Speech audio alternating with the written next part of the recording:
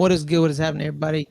It's your boy Ferris Muthana, and welcome to another edition of Good Friends, Better Rivals. On this edition, we are talking football. We got actual football to talk about, real football that means something, not that preseason stuff that means nothing.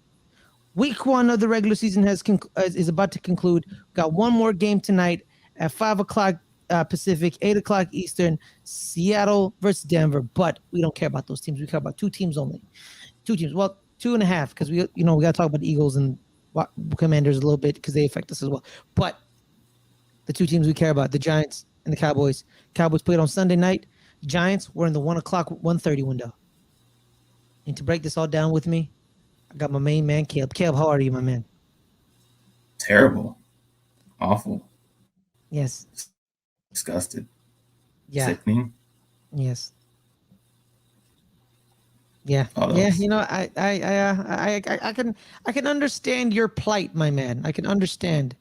But before we dive deep into our two teams, because we're gonna need more time to dive deep. Well, quick little NFL news. We had a major injury this week from to a major player, unfortunately. Possibly T.J. Watt of the Pittsburgh Steelers may have torn his pec. He's seeking a second opinion, but indications are that he may have torn his pectoral. So we'll see if it's not a full tear or a partial tear. That depends on the injury for the rehab, as well as Lamar Jackson's contract. There was negotiations. The deadline was Friday. Lamar gave him deadline Friday. See reports.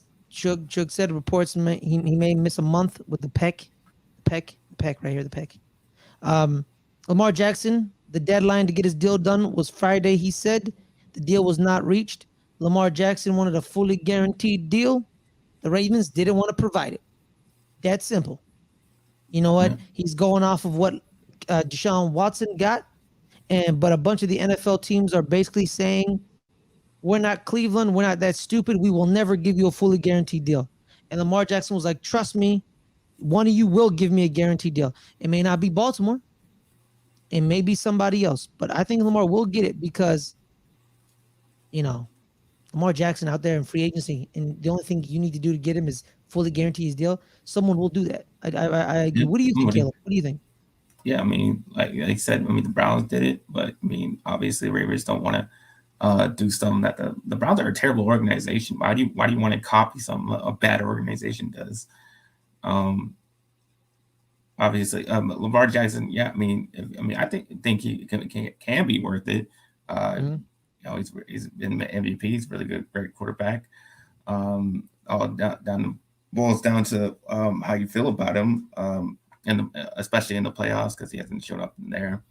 But obviously, in what direction you want your team to go in as far as offense wise, and how you feel about his arm, and how accurate you think he is. But obviously, he's a playmaker. He has great running ability, and and if you really believe in him, then you can pay for him. But if you don't, then I understand the Ravens not wanting to give it to him. Yep. But yeah, because you don't want to. They want to get organizations want to get good players on the cheap. Yeah. It's no one wants to give people what they deserve. Well, I don't, maybe not even on the cheap, just whatever makes sense to them, whatever their philosophy on how they go about putting their team together. That's what they want to stick to. They ain't gonna. Teams have a certain way of dealing with that kind of stuff, and they ain't gonna break from it. Exactly. Because it's very clear, due to talk to multiple Ravens fans that we know. Oh, we got a donation. Ferris from Shug. How about them Giants? Caleb, that was rough for the Cowboys. I know how you feel. What the hell was that? That man don't know English. Okay. All right. He don't know English. Let's do that one more time. I know how you feel that you have the better team, but now with Dak's injury, what is your outlook, Ferris? Are the Bills the real deal? Great show, both of you. All right. Multiple questions in that. So Caleb, we talked about your team a lot. You know, one of the main problems with your team was receivers and your offensive line is kind of a little shaky. And then last night you lost your quarterback. All right, let's get right into it, man. Let's get right into it. You lost your quarterback, a thumb injury. Is it 8 weeks? Is it 8 weeks? Yes. 6 to 8 weeks. Yes. But yeah, I mean, honestly, how bad he played. That was one of the worst performances I've ever seen him play. Even if he is gone and comes back, I mean, doesn't really matter because we didn't. He didn't look good. Mm-hmm. The whole offense didn't look good. Uh, just embarrassing performance for that offense. Mm-hmm. Um, and yeah, I mean, he hurt his hand. Um, yeah, he on twice. It looked like he hit it twice on two different guys' hands.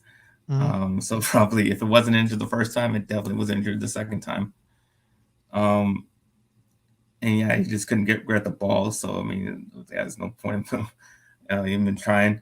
Um, but yeah, I mean, we've been through this. I mean, I've seen this. I've seen this already. I've seen this multiple times. I've seen it, you know, uh, uh with 3 times with Romo. Um, I've seen it with Dak in 2020. Um, I already know how it ends. It's not good. We don't win without a starting quarterback. We have terrible seasons without a starting quarterback. Um, and that's just how it's going to be for this season. There's no reason to have any hope because I mean I had hope on those other seasons where the quarterback went down and didn't work out. It was horrible. It was terrible. It Mm-hmm. was horrible to watch. So why should I have any hope for this for for for this year? Because if you don't have a quarterback, you don't have any chance. Yeah. So And yeah, also too, Caleb, you also lost Jaron Curse to an MCL yeah, strain. The ligament's still intact, but it was strained, so he'll be out for a couple of weeks. and Um. that's a huge blow because he's our top tackler Mhm. of last year. So we really needed him. Um, we also got Connor McGovern went out early in the game. Mhm. Um, our offensive line was already thin. Um, I think they said it was a high ankle sprain, so maybe like Mhm. I don't know anywhere between like 2 to 5 weeks. He'll be out, and then Terrell Basham goes out. And his looked kind of bad. He was in pain. But hey, maybe Sam Williams gets in there, gets more snaps than he did. He had 0 snaps.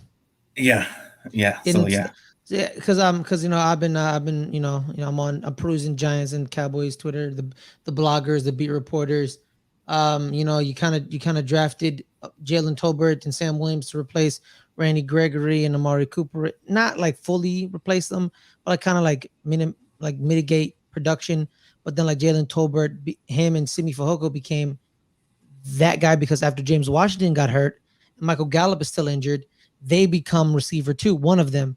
And Jalen yeah. Tolbert didn't play. Yeah, Sam they didn't. Williams, They didn't. They six sat him. snaps for Sam Williams. Six for Sam Williams. Six That snaps. that that that was surprising me that they had Jalen Tolbert just not even dressed for the game like that. That's crazy. I mean, that's a third round pick right there that you just didn't even decide to play. You had I think that was more of a Dak decision. He feels more comfortable with Dennis Houston in there.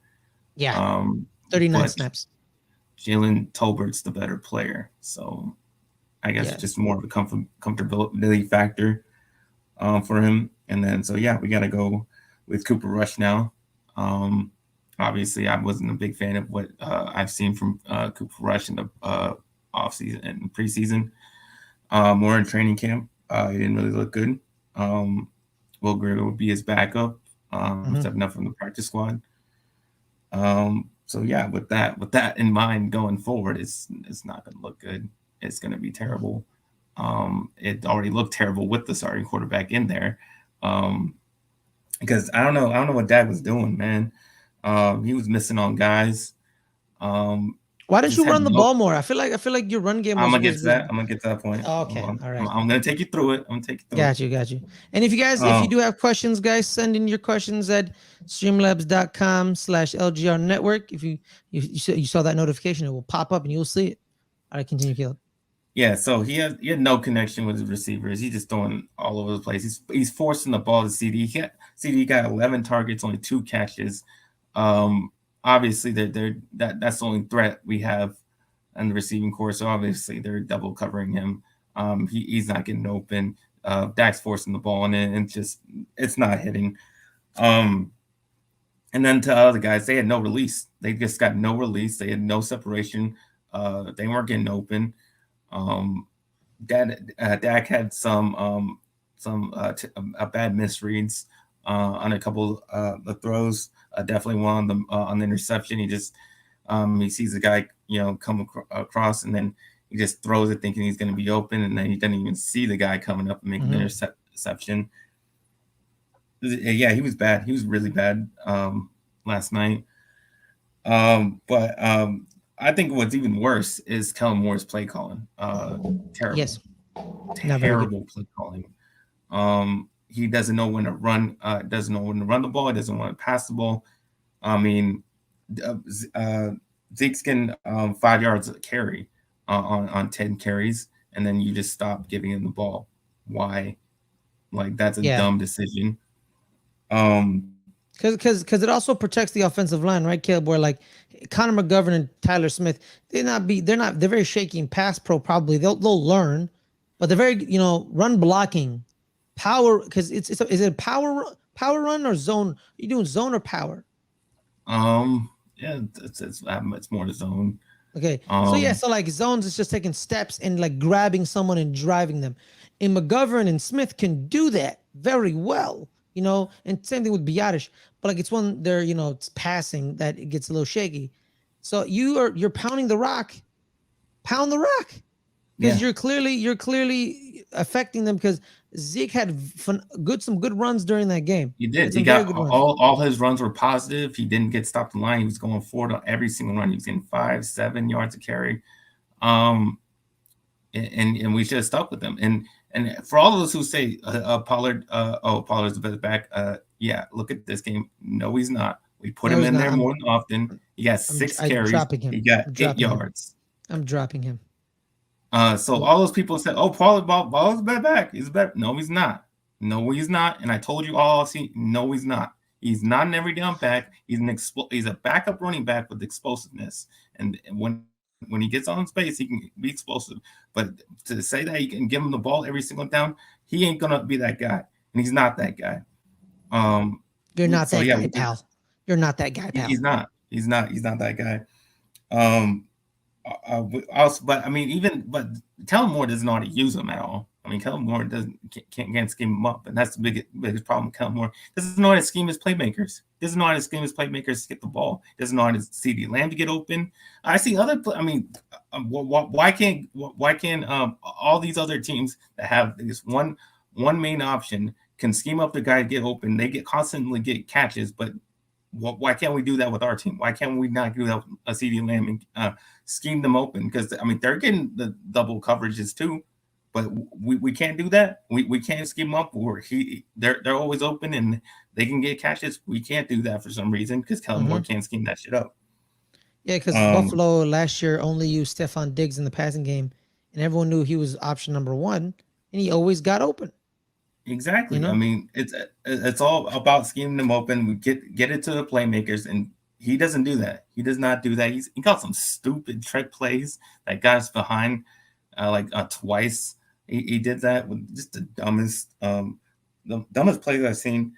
And that's it has been, and that puts it back on Mike McCarthy. You do nothing, Mike McCarthy. You do fucking nothing. You're worthless because you don't. I mean, that's what you're known for is to call plays. Whoa. Take over, do something. You just look like a schlub doing nothing, making no difference. Yeah, you look like a schlub because, God damn it, what was our biggest problem last year? Our biggest problem was penalties. And guess what? That's our same freaking problem. We had penalty on every goddamn drive we had. We had holding penalties. We had false starts multiple times on the offensive line. He does nothing about it. You don't want to address it. You don't want to change it. You don't do anything. You're worthless. You're a worthless coach because you don't try to change anything. You don't fix any of the problems. Yes. So yeah. Clock management isn't very good, like always. Yeah.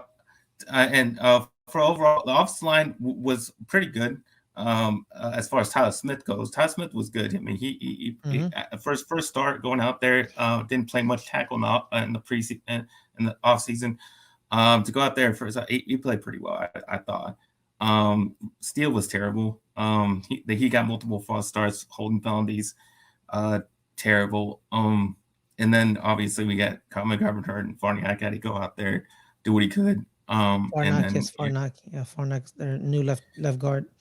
Yeah, I mean we gave him 4 sacks, but one of them, this is the reason why we have Zeke in there, because he can block.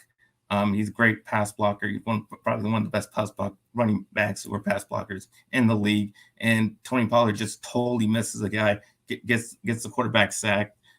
When's Jason Peters? Is Jason Peters ready? Is he coming? When is he arriving? Yeah, I was about to saw him at the game. Jason. Since we're very thin at that guard position, I'd rather see him and Tyler Smith look good at the tackle position. I would put him at guard, at that guard Jason spot. Peters. Yeah. Who's never played guard in the NFL. We don't have many options. Well, wouldn't you play the career left tackle at left tackle, then put the left tackle that can also play guard? I would leave Tyler Smith right there.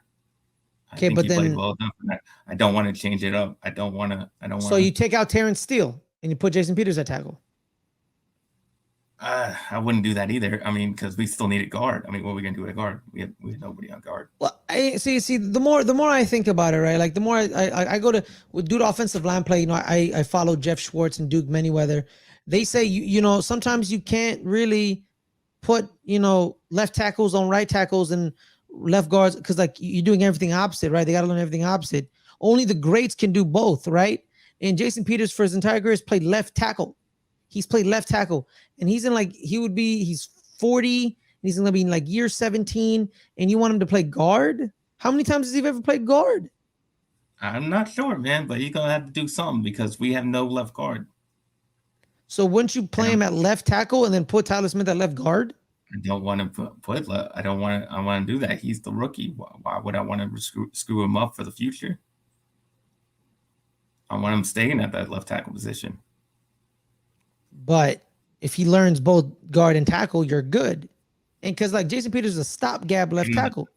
Yeah, that's what I'm saying. He's a stopgap. Why are you going to stop him from progressing? I'd rather just leave Tyler Smith at left tackle. But he was going to play guard anyway this season if Tyron Smith didn't get hurt. He was going to, but why would you impede his progress? Throw him out there so we can keep him in there. Okay, yeah, I get you. I understand. But I just don't understand like how are you going to make a left tackle that's only played left tackle his entire career a guard now? I just don't understand that. I would do it. That's what I'm saying. I'm not saying they would do that. I'm just saying I would do that. Yeah, I think they're gonna make him when Jason Peters is out. They think they're gonna make Tyler Smith play guard. They're gonna play him. They're gonna make him play left guard, and then Peters will play left tackle. Because it just feels like that's what they're gonna do. He's still a couple weeks from getting ready anyway. So yeah, we'll see what happens. Mm-hmm. And then as far as defense goes, we were pretty solid. Michael Parsons pretty solid. I wouldn't say we were great because we were terrible in the run defense. Our run defense was awful. Mm-hmm. Leonard Fournette had 127. 127 yards. Right. It wasn't so much the interior; it was a lot of the edge rushes. No containment on him. He went right off the tackle and just got a bunch of yardage off of that. Horrible tackling. And those rushers running off the edge just got bullied, just like as we did in the 49ers game last year. Just couldn't stop the run. We just couldn't do anything about that. But even that wasn't hurting us because we still kept the score low. So we were allowing them to, but we weren't letting them score. Like he still didn't get a touchdown on us. Kev, a lot of beat reporters are saying this is front office neglect on what your problems were, and you didn't go out there and get stuff. You know what I mean? You knew you needed deep like offensive line and some edge rushers. And you didn't really. Well, I mean, I don't think that was the edge rushers. Obviously, Michael Parsons did Michael Parsons things. He got 2 sacks. Yeah. I mean, he's still that guy. He's still great. And he's going to continue to be great. Him and Leonard Fournette I thought we would get more pressure on the other positions. This didn't happen. I think I'll get better. I think it was more just containment on the run. We just didn't have it. The corners did pretty good job. I mean, they kept everything contained at least, except for one big play by Julio Jones. I think that was like their only big play that they had. Otherwise, yeah, Trayvon Diggs did a great job. Didn't have any really big plays. Only he got a big, amazing catch by Mike Evans. I mean, Mike Evans. Do that. Yeah. So Mike Evans for how long has Mike has been in the league? Like 8 years, 10 years, something like that. Something like that. That man. Why don't they ever talk about how he could possibly be the best receiver in the NFL? Like I just don't understand. He like walked into the NFL, got 1,000 yards, and hasn't gotten. Has he had 1,000 yards every single season? Let me tell you. Yeah, I think so. Like, that man is special. Mike Evans is beyond special. But yeah, go ahead. No, I was just gonna talk about Mike Evans a little bit more. Oh no. Other than that, I thought the same very well. We got a pick off of Brady. He only had 212 yards. So overall, I think the secondary did pretty well.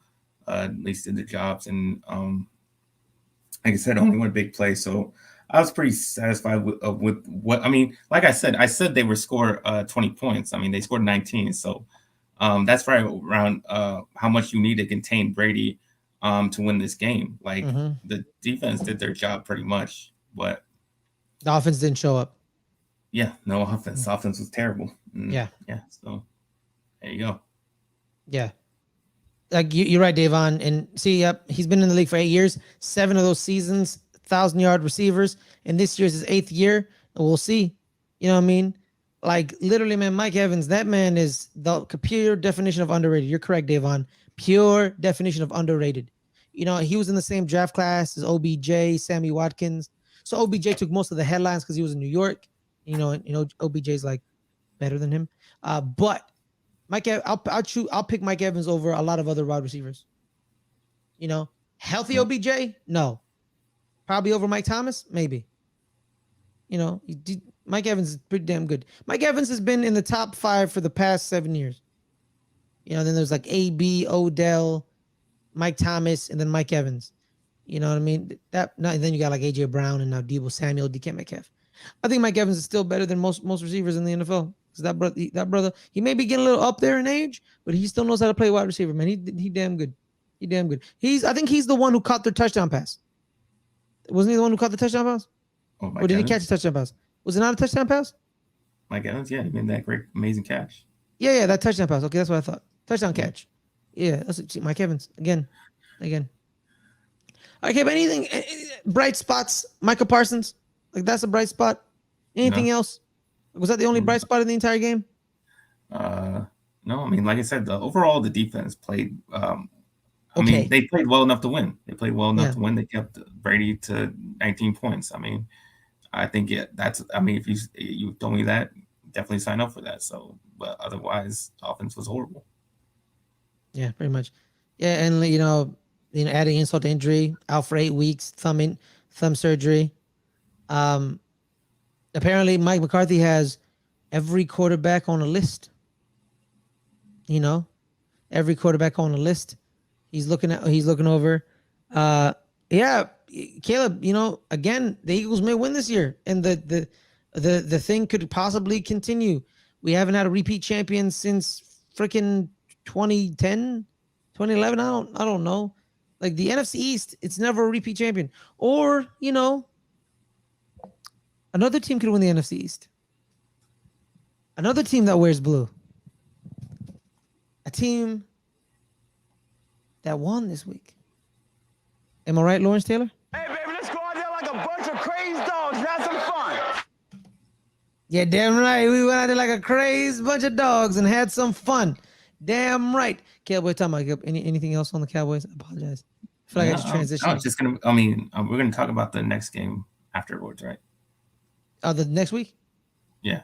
Yeah. We're gonna preview next week, absolutely. Okay. But yes, a bunch of crazed dogs, baby. A bunch of crazed dogs. The New York Giants beat the Tennessee Titans. I feel like only one man on this channel that said the Giants could start 4-1. 3-1. I said that. I think that, but now I think the Giants could start 4-0 because we beat the Tennessee week 1. We face Carolina next week, and it's Carolina. And then week 3, it's a Dakless Cowboys. Which is probably we probably only need to score 20 points like we did against the Titans to beat a Dakless Cowboys. And then week 4, it's the Bears. So 4-0 is possible if we think about it. Possible. Is it realistic? Maybe not. No. Possible? Maybe. You know what I mean? But let me get into this, Caleb. I dropped down a couple notes about the New York Giants. The main thing is Saquon Barkley was Saquon Barkley. Okay. And like it wasn't like he was tiptoeing. He looked at a hole and he ran through it, and he didn't, coming back from injury, right? Running backs, people can be a little gun shy, right? Could be a little gun shy, but he didn't avoid contact. He hit Tennessee Titans players. He wasn't scared of them. They were trying to arm tackle him a couple times because they thought I could arm tackle Saquon Barkley because he's probably skittish, could do the injuries. They couldn't. They had to put body on Saquon, and he showed up. Saquon Barkley showed up, man, and he led us 18 carries, 164 yards, and a touchdown. He showed you y'all must have forgot who I am. Y'all know who I am? I'm Saquon Barkley.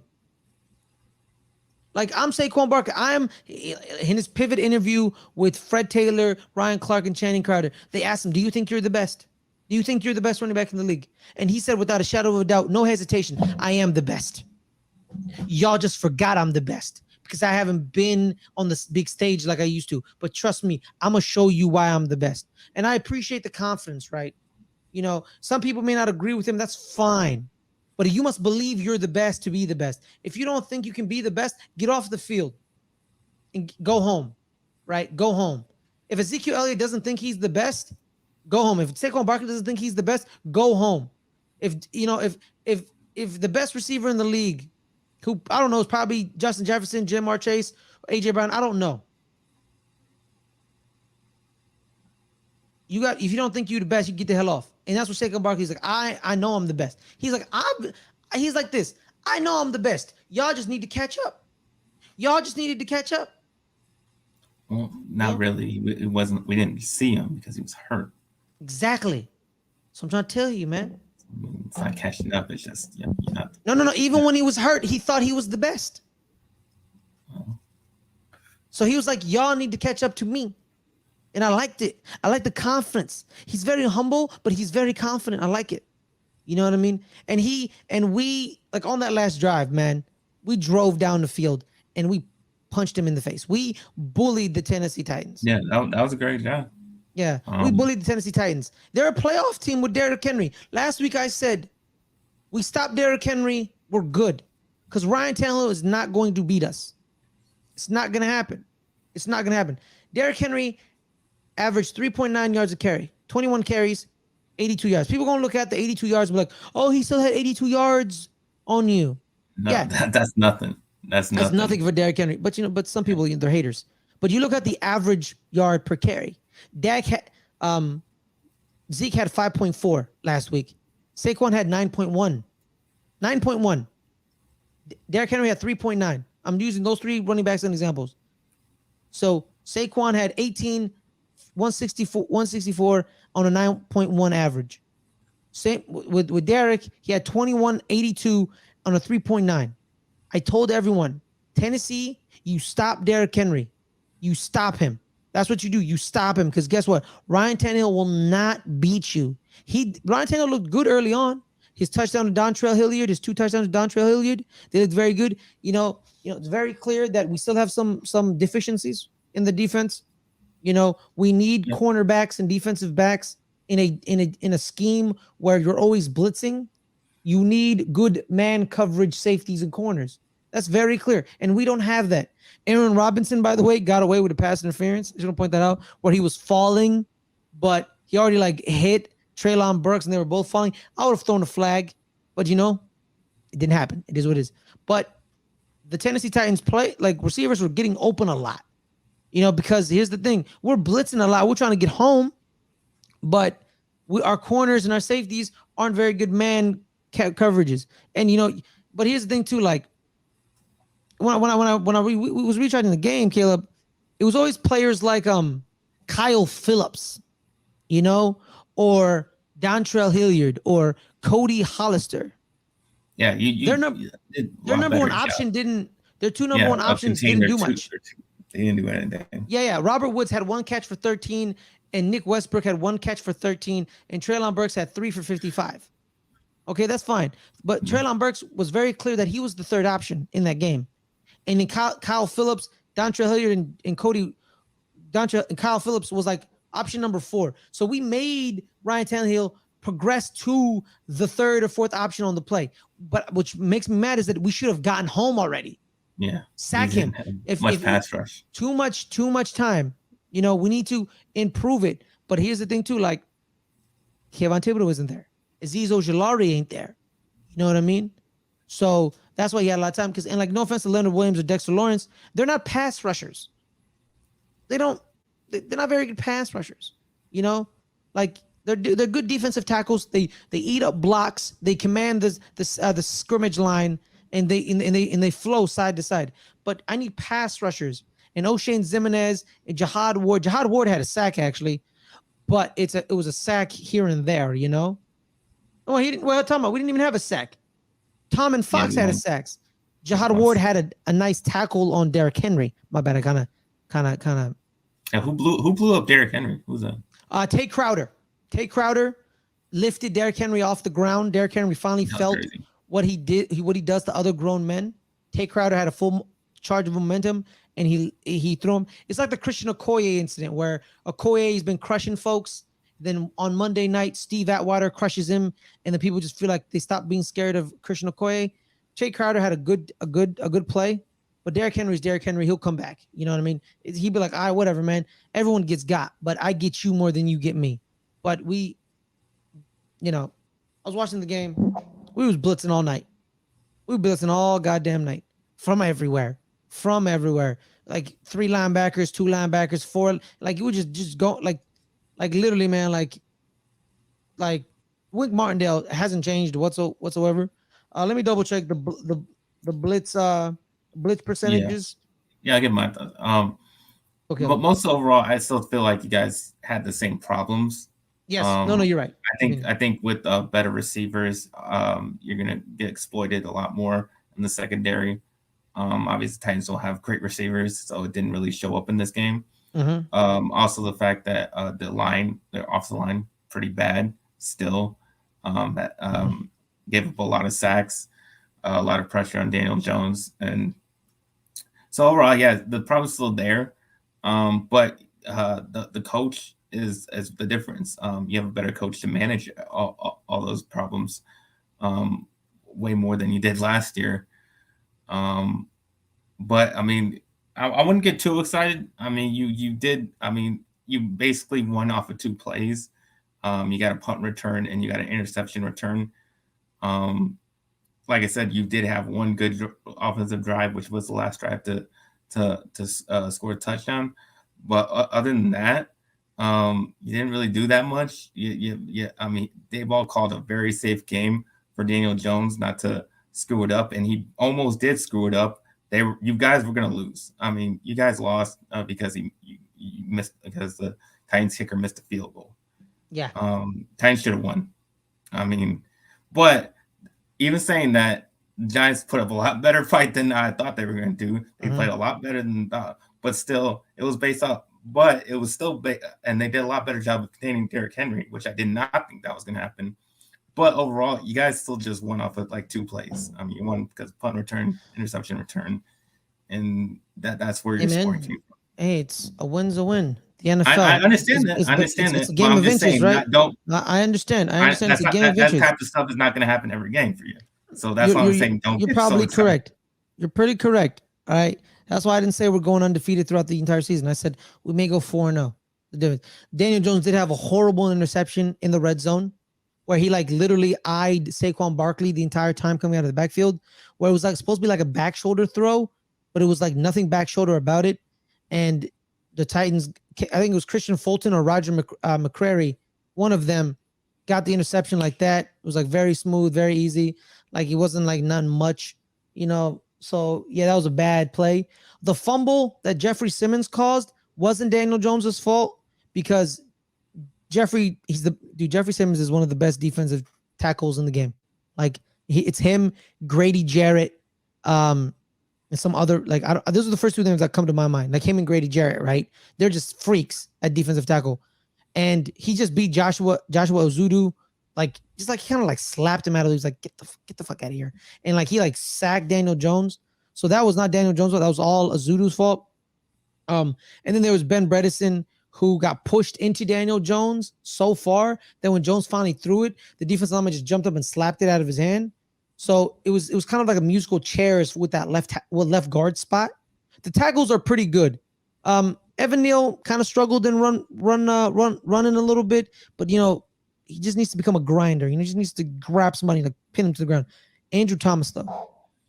Andrew Thomas, you're the man. You're the man, Andrew Thomas. You're the man. He's the only out of that left tackle class a couple years ago. He's the only left tackle. Mekhi Becton is injured.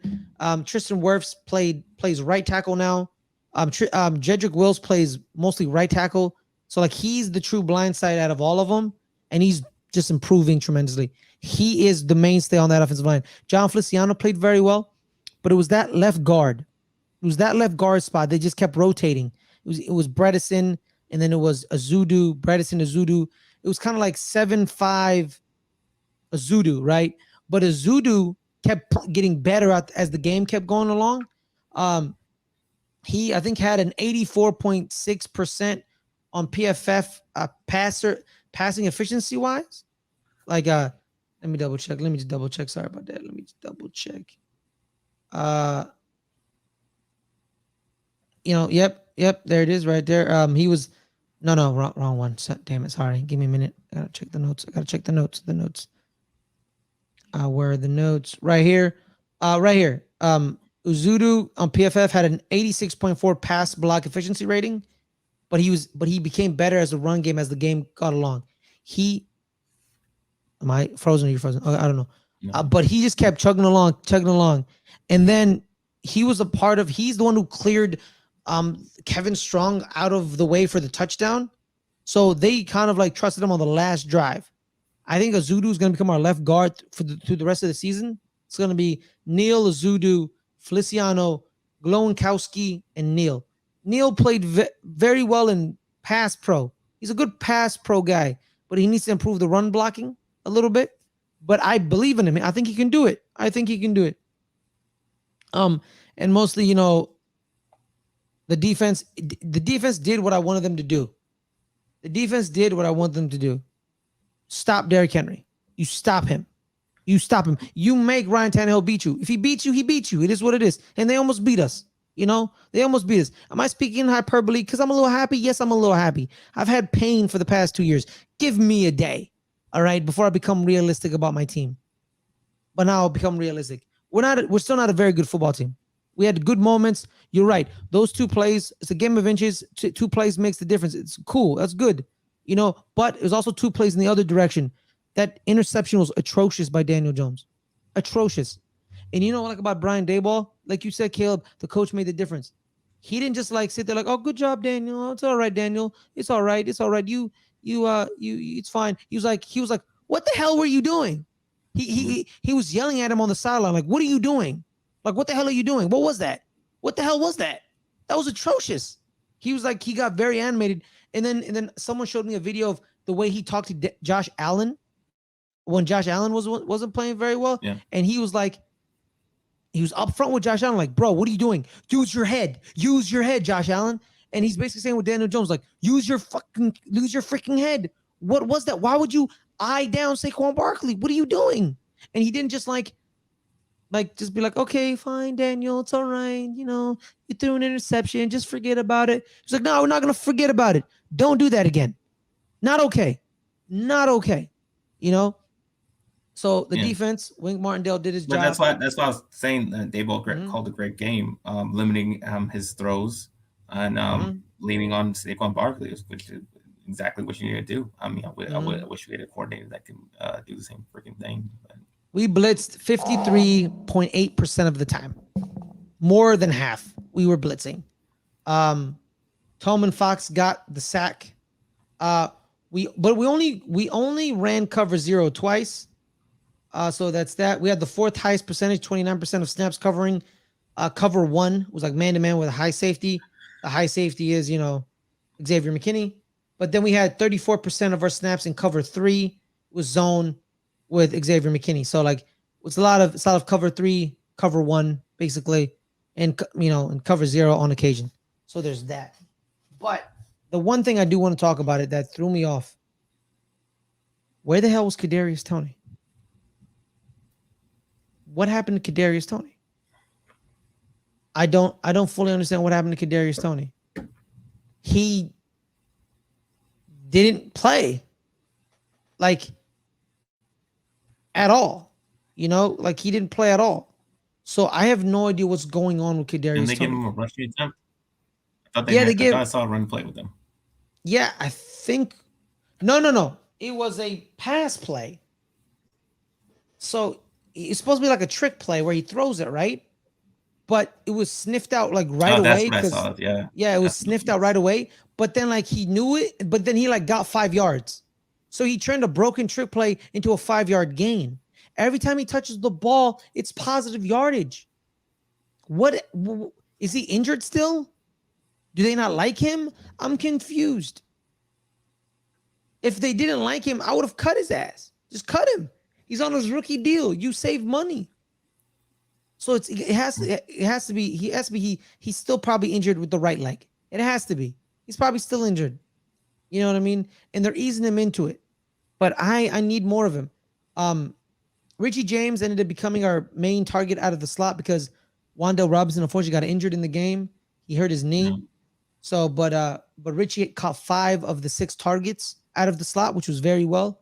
And Sterling Shepard showed up. 2 catches, 71 yards, 1 touchdown. It was the big 40-yard play. So that he scored on that, which was very good. He beat his man. It was a little bit underthrown a little, if you think about it. It looked kind of underthrown a little, but he made it work. He made it work. And honestly, man, I'm just watching them progress. I'm gonna watch them progress. Just progress. Darnay Holmes played very well, dirty 30. But our biggest problem still is our back end. We're gonna blitz more than 50% of the time. We're gonna play, cover 3 more because we play cover 3 the most, which is at 34%, and then we play cover 1, 29%. You need man corners. So like you need man corners who can man it up or sit in zones. And I just don't think Aaron Robinson and Adoree Jackson and are not good. They're fine corners. They're fine second or third corners. But we need a corner. Like that's why people thought we were gonna draft Sauce Gardner. You know what I mean? Like a true like right there. But then the Jets got him at 4, and then and then the Texans drafted Derek Stingley at 3, which threw everybody off. But yeah, Julian Love and Xavier McKinney played very well. I quite enjoyed them. It's just more reps in this defense. We're gonna play better. You just need more reps. Practice doesn't make perfect, but it makes permanent. If you keep practicing those things, it is what it is. And lastly, Brian Daboll. Brian Daboll, bro. Brian Daboll. Where is it? You, sir, man. I appreciate you. Because I got into this conversation with Justin last night, Caleb, about always going for the win. And Justin's like, oh yeah, but if he messed it up, he was like, it only works like on certain teams. I will never, ever go after a coach who goes for the win. Any coach, anytime. Yeah. I will, if you want to go for the win, I will never insult them. I will never call them that was a dumb play. You got to know what team you have when you're making Yeah. that decision. You know Exactly. Yeah, and and if like you know you're gonna get beaten in overtime, then exactly do go it. for the I mean, win. go for the win. Exactly. I mean, it does not. You don't have better chances in overtime against when you know your team's less of a team than the team you're playing. Exactly. So that's why, like, when Lovie Smith punted in overtime, that pissed me off.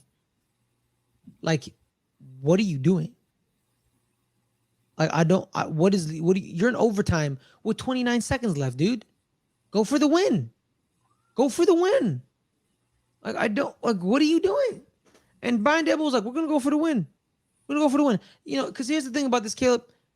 Brian Daboll goes for the win. He doesn't make it. He's dummy. Brian Daboll goes for the win, makes it. Brian Daboll's a gutsy genius. So, like, it's only, those are the only two conversations they're going to have on that play. Either you're a gutsy genius,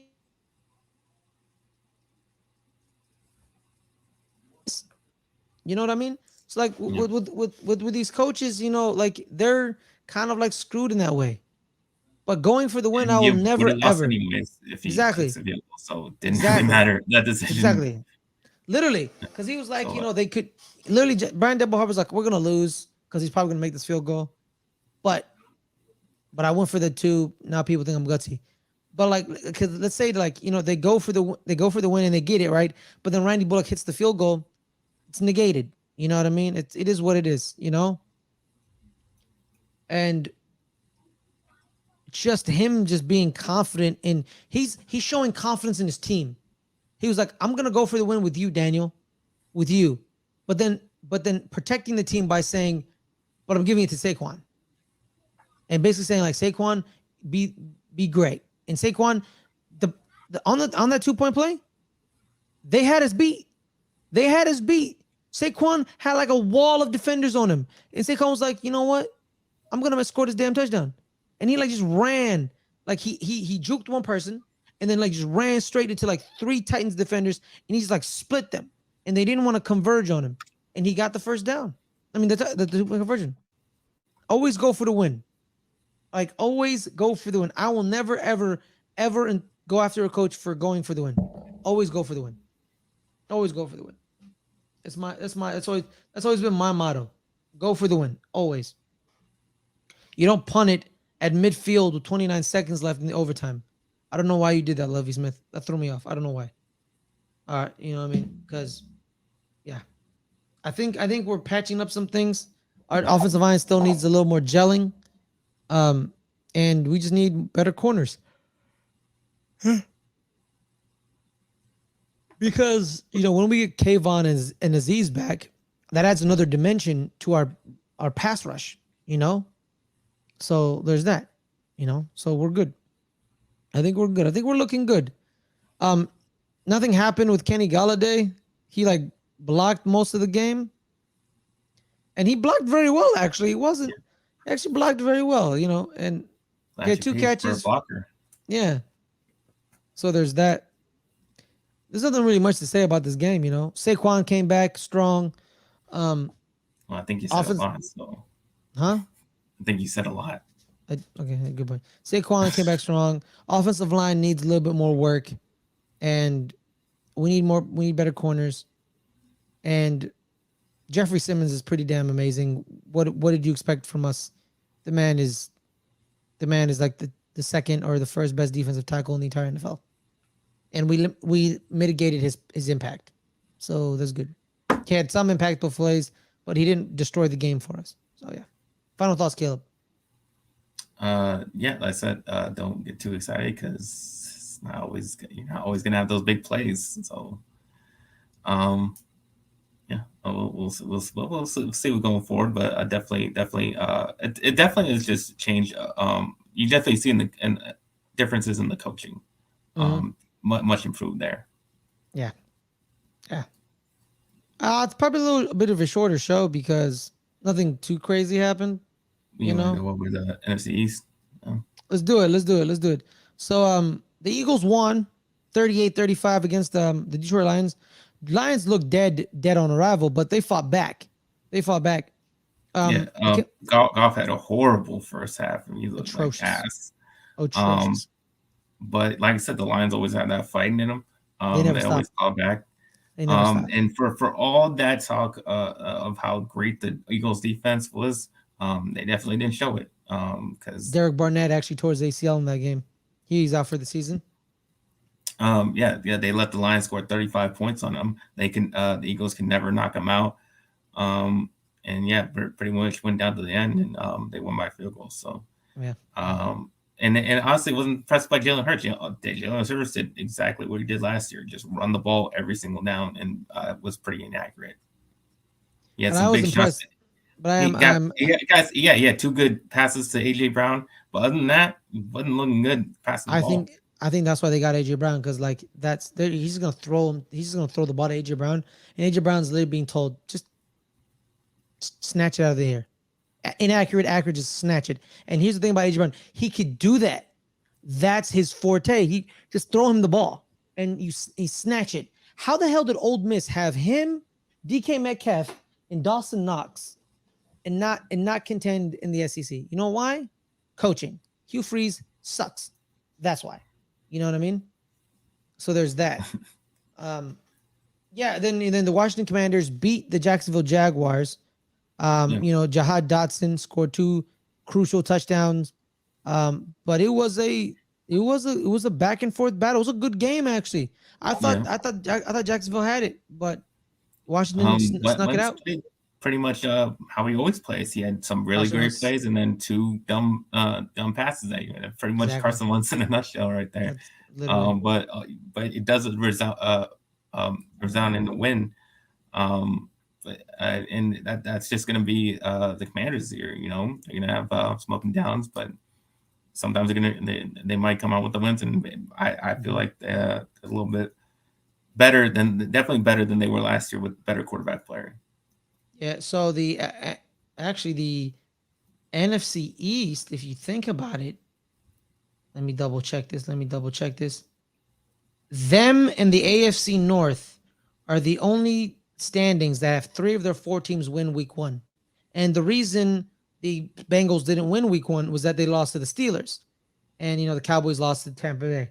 So every other division either only has 2 victories or or you're the AFC South and you have no victories. Like no one won, which is wild. We'll see if the Seahawks join the victory column in the NFC West, but I think they're losing to the Broncos. So the NFC West probably have all 0-1 the entire time. So yeah, like the NFC least ain't looking that bad, is it, Caleb? It ain't looking that bad. I mean, we're looking pretty bad.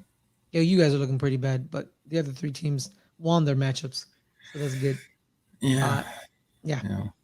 But yeah, man, like when I was watching the game, like Carson Wentz is Carson Wentz. Like I ain't scared of him. That's why I said we're gonna split it, because we always seem to split that with them. But it is what it is. So all right, let's do it. Next week, the Dallas Cowboys are against who, Caleb? Cincinnati Bengals at home. Yeah, the Bengals are whooping your ass.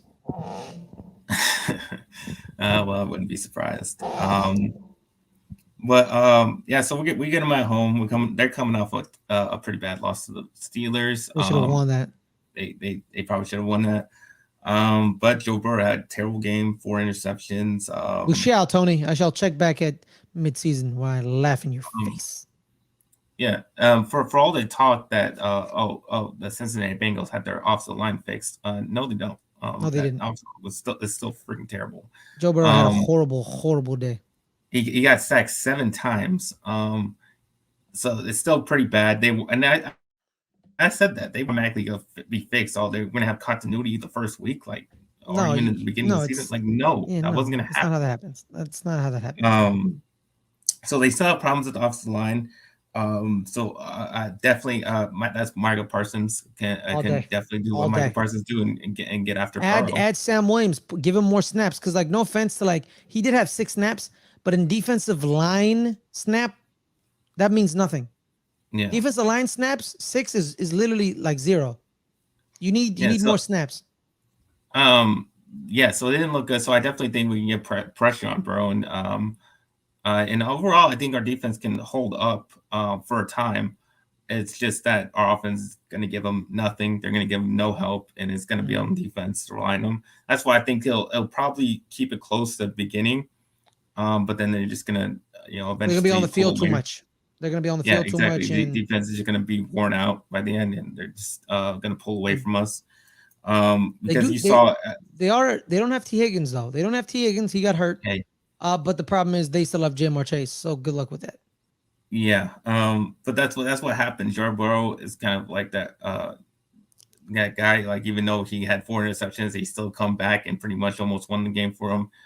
He had, he's just that kind of quarterback. I also want to point out the 2 missed field goals weren't Evan McPherson's fault. The first one was blocked, so that was on the Lions' fault. Like, they let Minka Fitzpatrick just like jump over them, which is weird. And then the second one was high snap, bad snap, and it was laces in, and he shanked it. So it's not Evan McPherson's fault. But hopefully now that with Cooper Rush in there, hopefully that forces Kellen Moore to run the ball. I think if we can run the ball, I think that it is our only chance to maybe keep him off the get field. a win here. Yeah. Keep the offense up the field. Just run. Like, that's what we need to do. It's what we should have done last game. But hopefully now that he doesn't have Dak, you gotta rely on the run game. You gotta run the ball. I don't care how much time you gotta do it. You gotta do it. So that'd be pretty much our only hope there. We gotta contain Joe Mixon. We can't let him go off like Leonard Fournette did. We got to fix that. But overall, if we just limit Jamar Chase, all we got to do is limit him, like we did the Bucs receivers. Then we got shot. Other than that, like I said, probably gonna keep it close for a little bit, and then they're gonna be pulled away and they'll get the win. Perfect. All right. So next week we got the ever so wonderful Carolina Panthers. We're a 2.5-point favorite at home, which is weird to say. Us a favorite? Excuse me? What? So yeah, we have them. Like they had some moments against Cleveland. They had big plays against Cleveland, like Robbie Anderson and DJ Moore. This is where you're correct. Better receivers are gonna exploit us, right? DJ Moore, Robbie Anderson. They're probably better than Nick Westbrook. And Nick Westbrook and Robert Woods. You know what I mean? So that's gonna be that. And I don't know if did CMC play last week, or I thought he was hurt. He played. Just, didn't do much in the run game. Yeah. So the run game. That's what same thing. The Derrick Henry formula, Caleb. Derrick Henry formula. You stop CMC, and you basically tell Baker Mayfield beat us. And if he beats us, he beats us. It is what it is. But you stop Christian McCaffrey. That's what you do. You stop him. Did he even play? No, he did. He had 10 carries for 33 yards and a touchdown. Okay. Yeah. So you stop CMC. That's the main point. You stop him. You stop the Panthers. You know what I mean? Because you stop him, you make them one-dimensional, and then you can do whatever you want. And the blitzes are coming. Like they're coming all over the time. And again, we're gonna be in like cover 3, cover 1. We just need better corners, and I think DJ Moore and Robbie Anderson are gonna exploit that. Because I like Adoree Jackson, but Adoree Jackson isn't a cornerback 1. So we'll see. Same thing with us. Run the ball, limit Daniel Jones's exposure, and what the hell is going on with Kadarius Toney? Because I'm pretty sure, I hope he's like not hurt. You know what I mean? Well, actually, I hope he's hurt, because if it's something else, then I'm emotionally distraught now. But yeah, we just run the ball. Run the ball. Their defensive line has been one of their biggest keys. Brian Burns, Derek Brown, Ito Gross-Matos, and then the linebacker Shaq Thompson. Then you had J.C. Horn. But you run the ball so they don't pin their ears back and go after Daniel Jones. So we gonna run the ball. That's the key. We run the ball. We stop the run. Those are the keys to us beating Carolina Panthers, because we need to keep them off the field. because we need our defense not to face their slightly better wide receivers than the Tennessee Titans. Yeah. Obviously, if you do the same thing either with Derrick Henry against Christian McCaffrey, definitely have a good chance, because if they have to rely on Baker Mayfield, they're not going to win.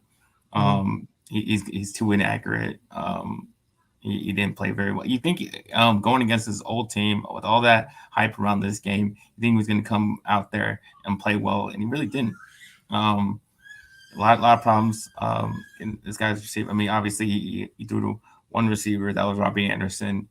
He had a great game, but other than that, he didn't really go to anybody else. And showing them that's why they lost. I mean, Browns let him have that one thing and then shut down everything else. Yeah, pretty much. I think we win. I think we start 2-0, in my own personal opinion. So there's that. Yeah, it's tough. It'll be close, but yeah. Yeah, I think we're gonna win a lot of those 20-21 games. I think there's gonna be like a 17-14 here and there, because we do have a good kicker. Probably 24-21, something like that. So we're gonna win those type of games. So there's that. All right. Caleb, where can people find you, my man? NFL KO22 on Instagram and Twitter, and you can find me on this channel on Betting the NFL that comes on Thursdays, and my articles that go along with that show on the Let's Get Ready Network website at letsgetreadynetwork.com.